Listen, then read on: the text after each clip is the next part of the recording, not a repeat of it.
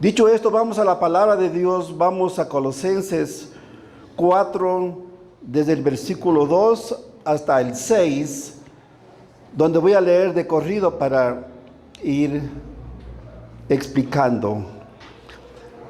Dice así: perseverad en la oración, velando en ella con acción de gracias, orando también al mismo tiempo por nosotros, para que el Señor nos abra puerta para la palabra, a fin de dar a conocer el ministerio de Cristo, por el cual también estoy preso, para que lo manifieste cómo debo hablar. Andar sabiamente para con los de afuera, redimiendo el tiempo. Sea vuestra palabra siempre con gracia sazonada, con sal, para que sepáis cómo debe responder a cada uno. Bien, es interesante cómo el apóstol Pablo comienza esta palabra diciendo: perseverad en oración. Y realmente la oración es una de las disciplinas más importantes en la vida del creyente. No puede existir un cristiano que no ore. Todos los cristianos debemos orar. Y aquí el apóstol Pablo subraya, se puede decir, esta palabra perseverar. ¿Qué quiere decir perseverar? Bueno, tiene otros significados como constancia, como dedicado, permanente. Lo que nos está diciendo es que ustedes, cuando oren, no deben orar simplemente cuando quieran. Deben orar siempre, en todo momento, en todo lugar. Al levantarse, al acostarse, al venir aquí, por ejemplo, al salir a la calle, oren, hermanos. Es una disciplina que nos permite llegar a Dios. Es como una comunicación que hablamos con Dios. Porque realmente todos necesitamos orar, porque necesitamos de la ayuda de Dios. Y existen muchas razones por las cuales debemos orar, pero hoy quiero mencionar una, quizá una de las más importantes. Porque todos estamos expuestos en este mundo en el cual vivimos hoy. Debemos orar para que Dios nos libre del pecado. Porque es un mal que vive en este mundo. Todos estamos expuestos a los placeres, a los deleites de este mundo. Y si nosotros no estamos fortalecidos en el Señor a través de la oración, podemos caer en tentación. A través de la oración podemos hacer morir el pecado. Y a veces podemos decir: me encuentro desanimado, no sé qué me pasa. Deberías preguntarte: ¿estás orando continuamente? Porque eso puede pasar. Muchas veces nos encontramos como que ya no queremos saber nada del Señor. Y puede ser una causa: no estás orando. Y es lo que nos enseña el apóstol Pablo: persevera en oración. Hermanos, la oración y el pecado no puede convivir en nuestros corazones. O de una vez la oración mata al pecado, o el pecado mata a la oración. Cuando nosotros oramos, realmente estamos diciéndole a Dios: yo no puedo más, Señor, no puedo en mis fuerzas, no puedo avanzar, Señor, ayúdame. Le suplicamos a Dios. Y de esta manera vamos a avanzar, vamos a crecer. Pero no se olviden, debemos orar constantemente.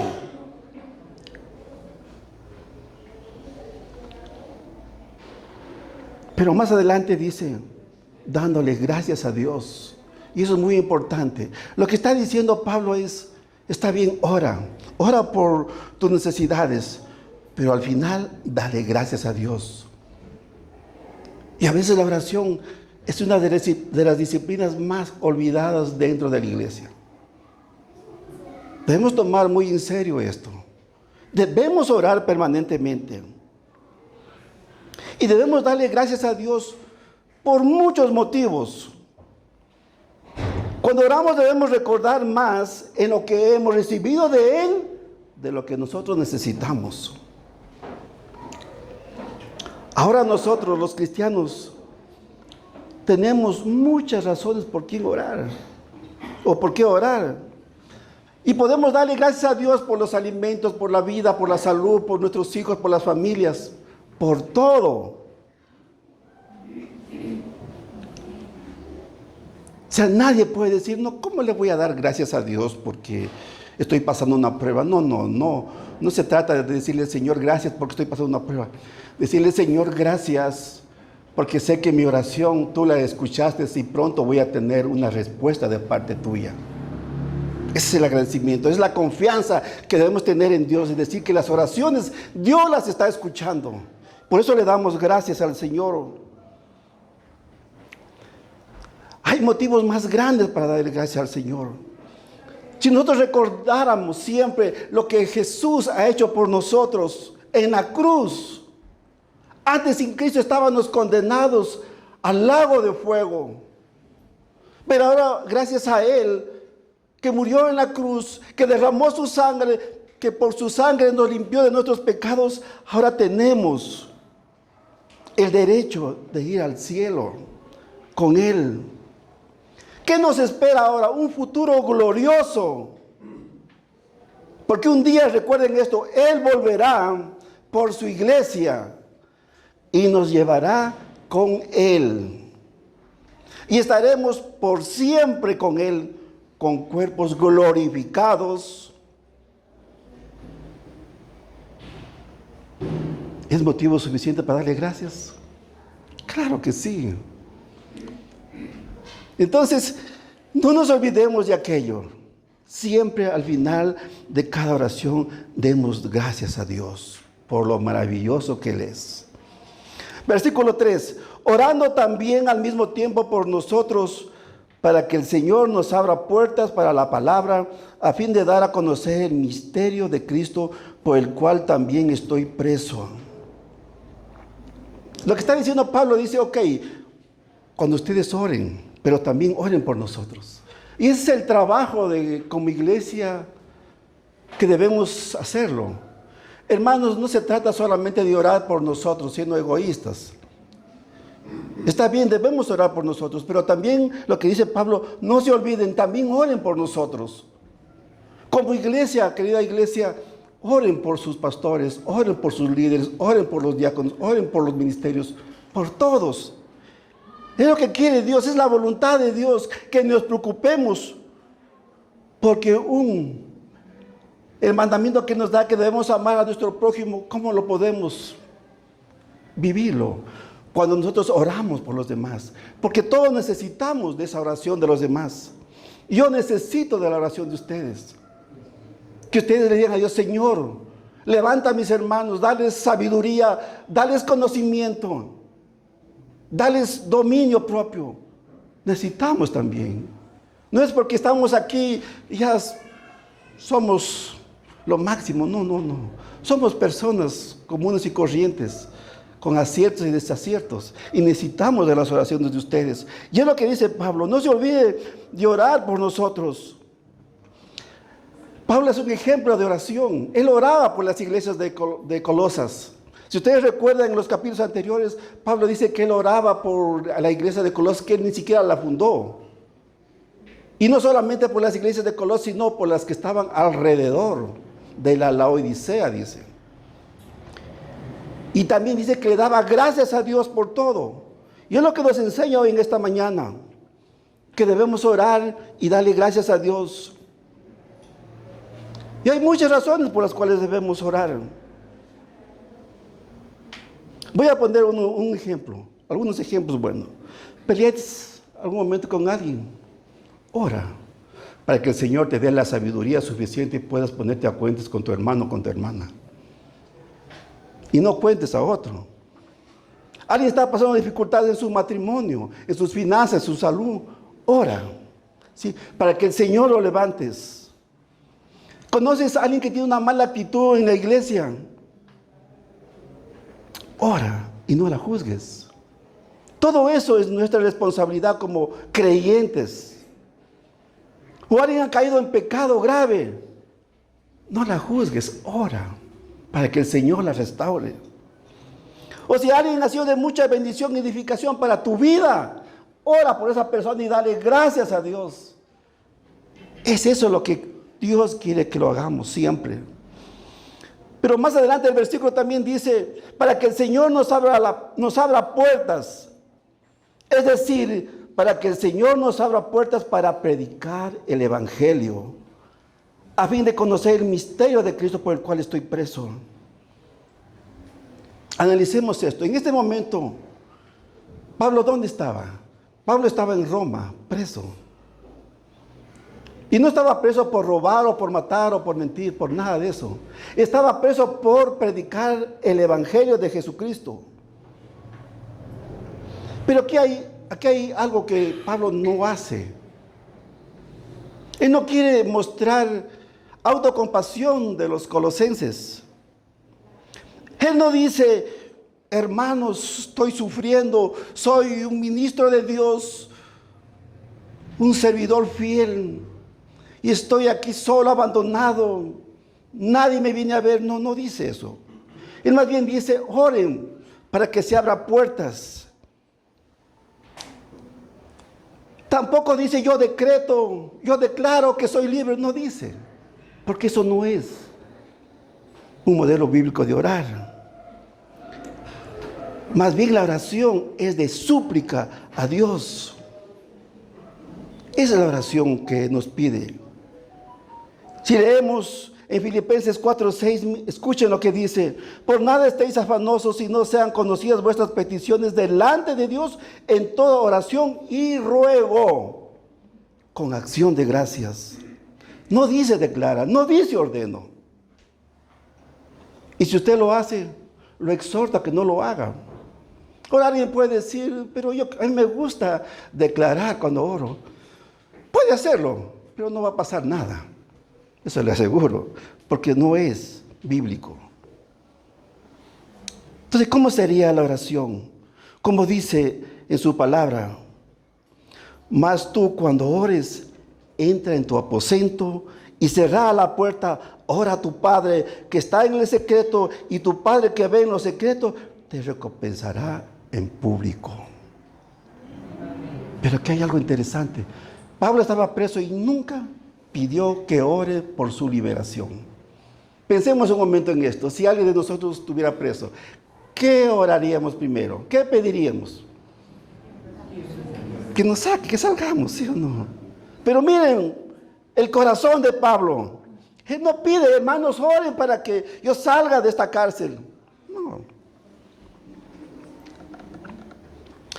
Pero él sí pide, dice, para que el Señor abra puertas para la palabra, para predicar. Y eso debemos de pedir nosotros. Yo no sé si ustedes piden eso, que el Señor ponga a su alrededor o en su entorno personas que de pronto no creen en el Evangelio, y que ustedes sean usados por el Señor para que les prediquen el Evangelio y estas personas se conviertan al Señor. Es lo que está diciendo. Nunca Pablo pidió autocompasión de los demás. Nunca mostró eso. A pesar que él estaba injustamente preso. Pero miren el corazón de Pablo. Versículo 4, para que lo manifieste cómo debo de hablar. Entonces alguien puede decir, entonces no podemos orar por nuestras necesidades. No, no estoy diciendo de eso. Debemos orar por nuestras necesidades. Porque la Biblia nos enseña a orar cuando estemos pasando aflicciones, para que el Señor nos libre, para que el Señor nos guarde. Lo que aquí estamos viendo un ejemplo mucho más elevado de oración, que tiene que ver con las oraciones del reino de Dios, la causa. Y Pablo entiende claramente qué es lo primordial en su vida. ¿Por qué él no pide primeramente por sus problemas que oren? Porque él sí entiende correctamente lo que dice la palabra en Mateo 6:33. Mas buscad primeramente el reino de Dios y su justicia, y todas las cosas os serán añadidas. Él entiende perfectamente esto. Entonces miren, ¿qué enseñanza nos deja el apóstol Pablo? ¿Qué debe ser primero en nosotros? Está bien, oremos por nosotros, pero también debemos orar por los demás, y también debemos orar para que el Señor ponga en nuestro entorno, a nuestro alrededor, personas para predicarles el Evangelio. Versículo 5. Hasta aquí la palabra nos enseña lo que realmente nosotros somos internamente en nuestras relaciones con Dios. Pero aquí nos pide algo externo, del comportamiento externo, de cómo debemos andar con los de afuera.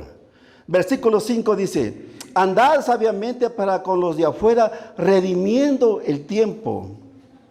Aquí claramente está hablando de nuestro testimonio de vida, que es la conducta de cómo debemos de andar sabiamente con los de afuera.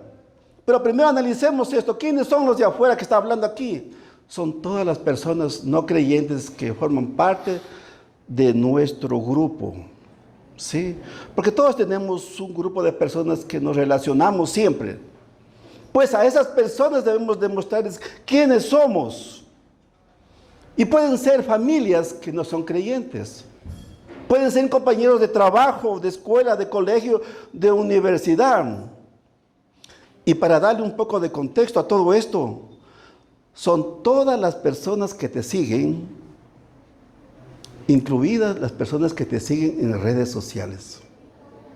A eso nos pide el Señor, mostrar, andar sabiamente. Vivir sabiamente quiere decir que nuestro comportamiento refleja la salvación de Cristo que ha hecho en mí y en ti, y el carácter santo de Jesucristo.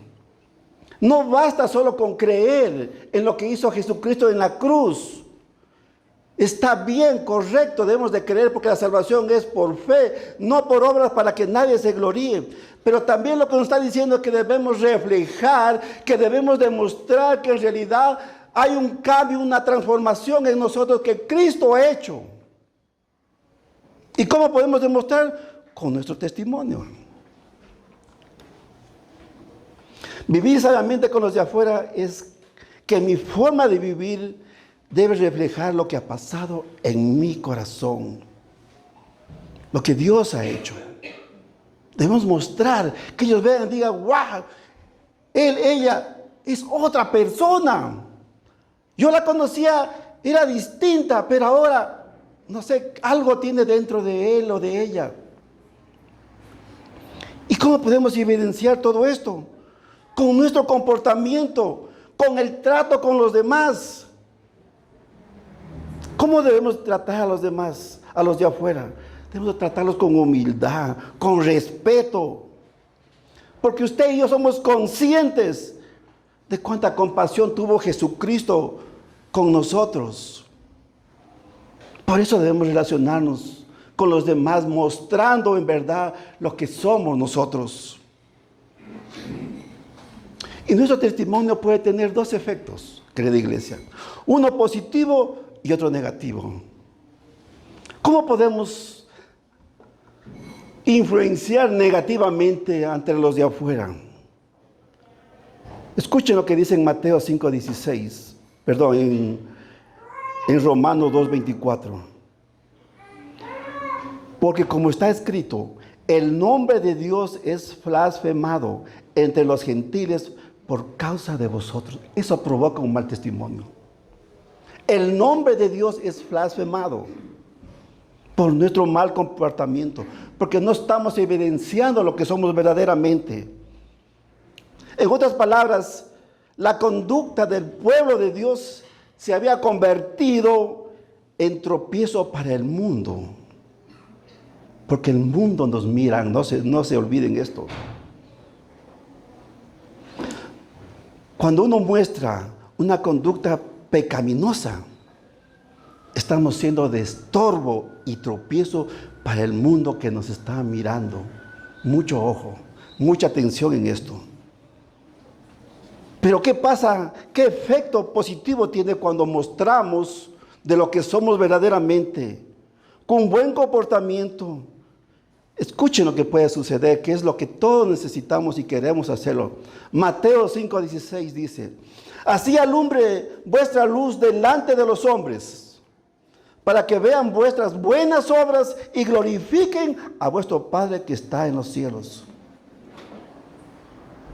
Entonces, el llamado a vivir sabiamente no es un llamado a fingir o a la hipocresía. Es un llamado a evidenciar externamente el cambio que Dios ha hecho en nuestros corazones. Es un llamado a ser conscientes que nuestra conducta puede ser de edificación para el mundo o tropiezo para el mundo. ¡Qué gran responsabilidad! Así nos dice el Señor. Correcto. Somos creyentes. Pero demuéstrale con tu vida. Demuéstrala con tus acciones.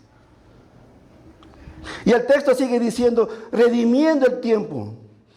En otras versiones dice, aprovechando bien la oportunidad. Y es verdad, cada momento que se presenta en nuestra vida, tenemos que aprovechar con las personas que están a nuestro alrededor, para que realmente ellos vean quiénes somos, que esa luz que refleja en nosotros, que es Cristo, a través del Espíritu Santo, se muestre a los de afuera y ellos a la vez anhelen y deseen lo que nosotros tenemos. Para eso nos llamó. Por eso el Señor dice, ustedes tienen que ser la luz de este mundo. Versículo 6. Sea vuestra palabra siempre con gracia sazonada, con sal, para que sepáis cómo debéis responder a cada uno. Hermanos, hablar con gracia no es contar chistes, ser muy ameno. No. Hablar con gracia enfatiza la importancia de comunicarnos con los demás de una forma amable y sabia. Ustedes conocen lo que dice la palabra de la abundancia del corazón. Habla tu boca. ¿Cuál es tu vocabulario? ¿Cómo te diriges ante los demás? Que tus palabras sean de edificación y apropiadas para cada situación cuando tú tengas la oportunidad de hablar con los demás.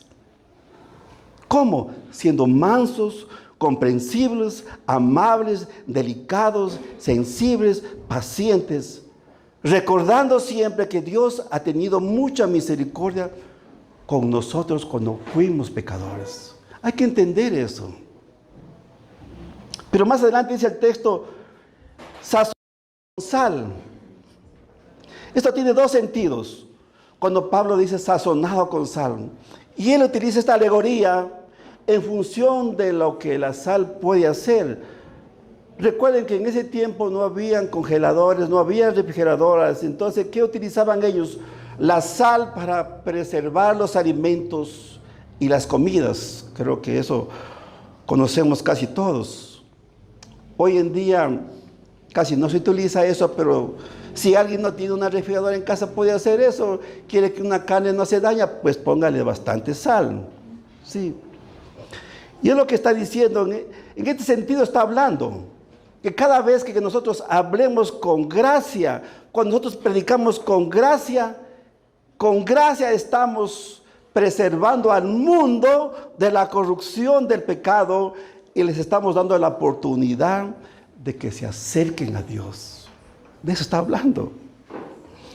Y la otra función de usar y entender esta expresión que dice que vuestra palabra sea con gracia sazonada con sal, tiene que ver con la manera sazonadora de la cual cuando usted cocina, querida mujer, usted le pone justo la cantidad de sal que esta comida necesita. Y cuando usted dice, es la cantidad exacta, esa comida está deliciosa para su paladar. La carne justo a la cantidad de sal tiene, es una carne bien apetecible, es rica, ¿sí o no? Pues eso es lo que está Pablo utilizando, esa analogía.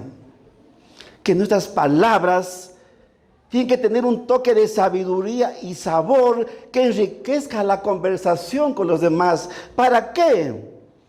Para que nosotros nos escuchen y digan, wow, qué lindo es conversar con esta persona. Yo quiero también. Siento paz, siento tranquilidad en mi corazón cada vez que hablo. ¿Cómo me habla con tanto amor? ¿Cómo me entiende? ¿Cómo me escucha?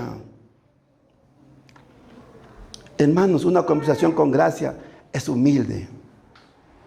No se jacta, no es arrogante, ni tampoco es egoísta.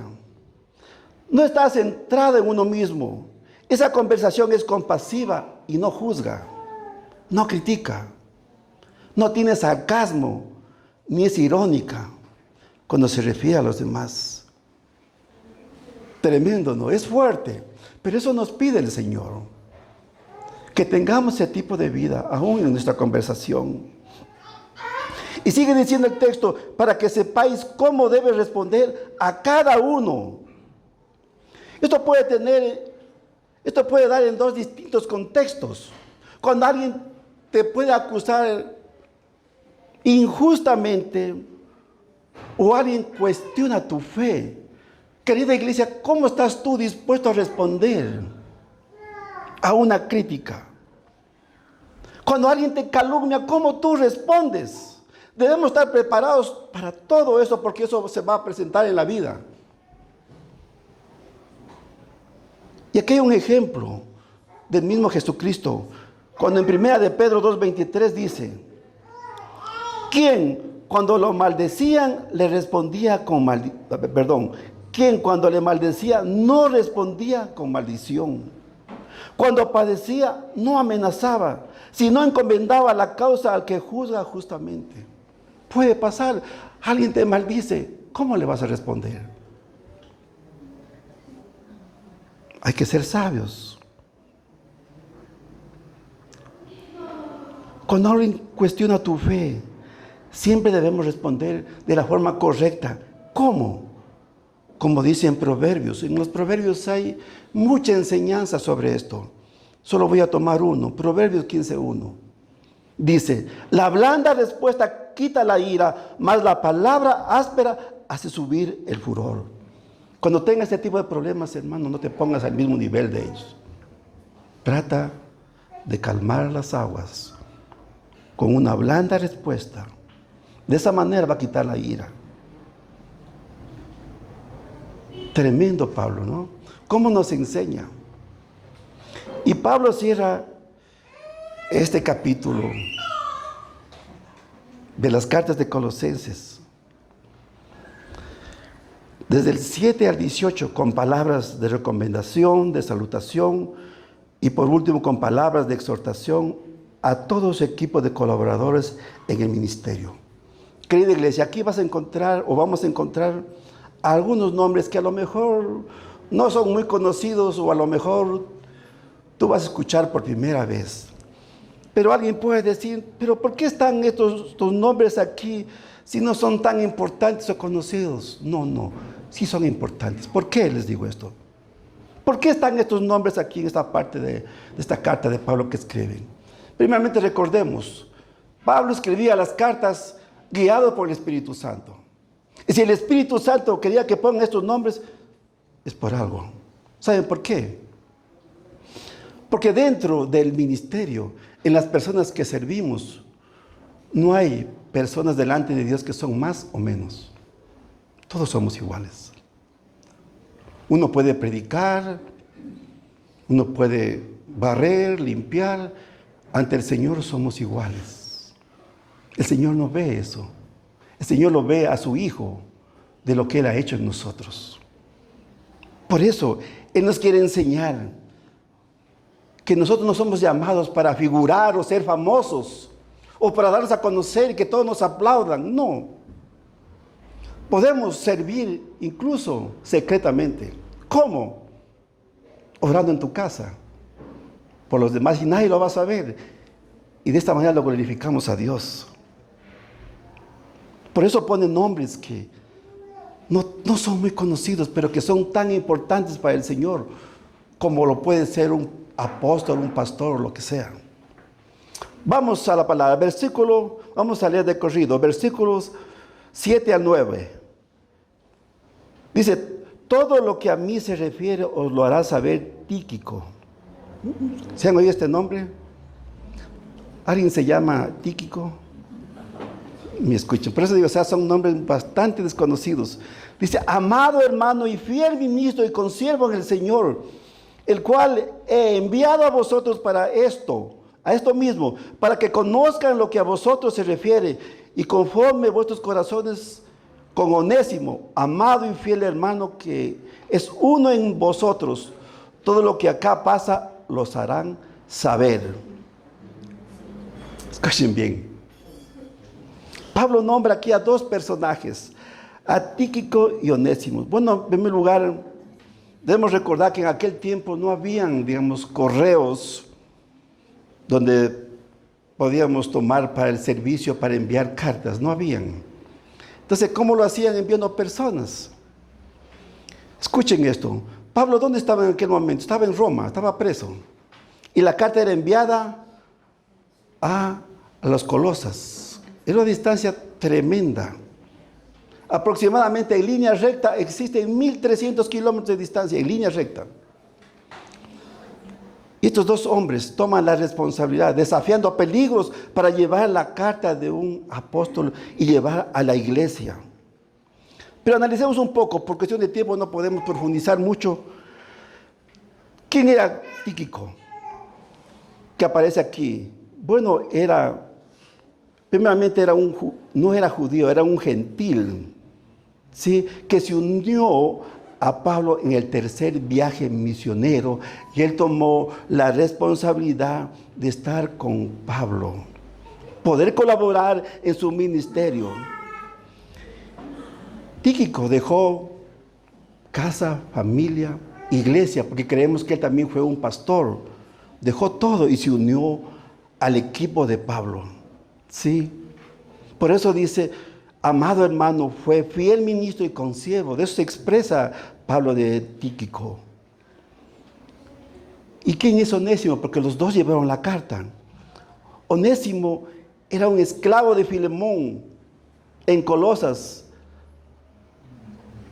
Siendo esclavo, parece que algo hizo, parece que le robó algo, alguna propiedad, y huyó, y corrió, y fue a parar donde estaba Pablo, preso. Y Pablo aprovechó esta oportunidad para predicar el Evangelio, y este hombre se convirtió a Cristo. Miren cómo Dios trabaja, cómo Dios obra. Entonces, este era Onésimo, que fue con quien llevó la carta. Versículos 10 a 14. Aristarco, mi compañero de prisiones, os saluda, y Marcos, el sobrino de Bernabé, acerca del cual habéis recibido mandamientos. Si fuera a vosotros, recibidle, y Jesús, llamado Justo, que son los únicos de la circuncisión que me ayudan en el reino de Dios, y han sido para mí un consuelo. Os saluda Epafras, el cual es uno de vosotros, siervo de Cristo, siempre rogando encarecidamente por vosotros en sus oraciones, para que estéis firmes, perfectos y completos en todo lo que Dios quiere. Porque de él doy testimonio de que tiene gran solicitud por vosotros y por los que están en la Odisea y por los que están en Hierápolis. Os saluda Lucas, el médico amado, y Demas. Aquí menciona 6 nombres, de los cuales 3 son judíos y 3 son gentiles. ¿Cuáles son los judíos? Es Aristarco, Juan Marcos y Jesús, llamado el Justo. ¿Y cuáles son los 3 gentiles? Son Epafras, Lucas y Demas. Como ustedes habrán escuchado, aquí solo existen 2 nombres que son bastante conocidos, que es Lucas y Juan Marcos. El resto, poco nada sabemos. De Aristarco podemos decir que fue nacido en Tesalónica, se convirtió y se unió al equipo de Pablo. Probablemente fue hecho prisionero porque Pablo más adelante dice que él era compañero de prisiones. De Juan Marcos, obviamente lo conocemos, que es el autor del Evangelio de Marcos. Pero aquí sucedió algo en la vida de Juan Marcos. ¿Qué pasó?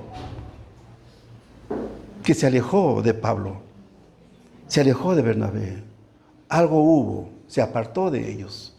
Por un momento, por un tiempo dejó de seguir a Cristo. Pero ¿cuál fue lo bueno? Él se volvió, recibió ayuda y fue levantado nuevamente. Y se encaminó a ser el hombre que todos conocemos ahora, que es el autor de este libro, de este Evangelio de Marcos. Y también dice Jesús el Justo. No está hablando de Jesucristo, está hablando de una persona que se llamaba Jesús el Justo. De él realmente no sabemos nada. Simplemente lo que dice aquí en la carta, dice que todos ellos eran los únicos de la circuncisión, o sea, que eran judíos. Pero aquí hay algo importante que dice, que me ayudan en el reino de Dios, que han sido de mí para consuelo. Miren, Pablo estaba pasando muchas dificultades. Y realmente estas personas que hemos nombrado aquí han sido de mucha ayuda para él. Así como ustedes pueden hacer de mucha ayuda para nosotros. El Señor nos ha puesto aquí a predicar el Evangelio. Pero también necesitamos de su ayuda en oración. Que el Señor nos fortalezca. Que el Señor nos sostenga. Porque como seres humanos estamos expuestos también a caer en cualquier cosa. Por eso necesitamos de la ayuda. Y es lo que dice Pablo, que han sido de mucha ayuda para su consuelo. Estos hombres estuvieron al lado de él en todo tiempo. Pablo no era un superhombre. Y no existen superhombres, no existen mujeres maravillas. Donde digamos, no, yo sí puedo.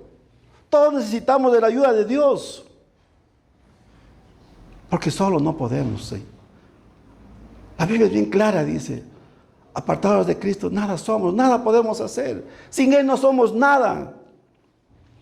Y en el versículo 12 en adelante nos habla de los 3 gentiles que habíamos hablado anteriormente. Ya este nombre es un poco más conocido de Epafras, porque ustedes recuerden, en los capítulos anteriores, 1 y 2 principalmente, ya habla de quién era este personaje. Y realmente Epafras era el fundador de la iglesia en Colosas. Probablemente era el pastor. Pero debemos darle gracias a Dios porque este hombre de Dios supo discernir en el momento apropiado lo que estaba pasando en ese lugar. Y vino en busca de ayuda. Y vino de Colosas a Roma, donde estaba Pablo, para pedirle ayuda. Porque en ese momento habían llegado los falsos maestros que estaban enseñando doctrinas falsas. Y realmente era muy preocupante.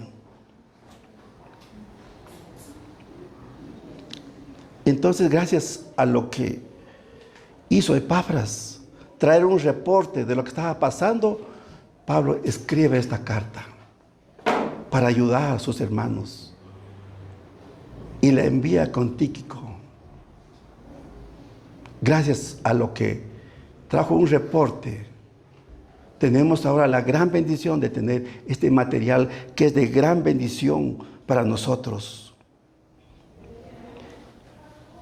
Pablo la escribió, Tíquico la llevó y Epafras fue quien trajo el reporte. Y Pablo, con la ayuda del Espíritu Santo, la escribió. Y realmente es una carta poderosa, porque hay mucha enseñanza para la iglesia. Y en los versículos 13 y 14, Pablo habla del autor del tercer libro de los evangelios de Lucas. Era un médico. ¿Quién era Lucas? Era un médico. Era un hombre muy culto. Y no solamente era un hombre educado y culto, era un amigo de Pablo, que permaneció casi toda la vida junto a Pablo. Ese fue Lucas. Y por último, habla de este personaje Demas. Yo no sé si ustedes han escuchado, pero ¿quién era Demas? Lamentablemente el nombre de Demas pasó a la historia, pero pasó a la historia por algo que nadie quiere hacer o que nadie quiere llegar a eso.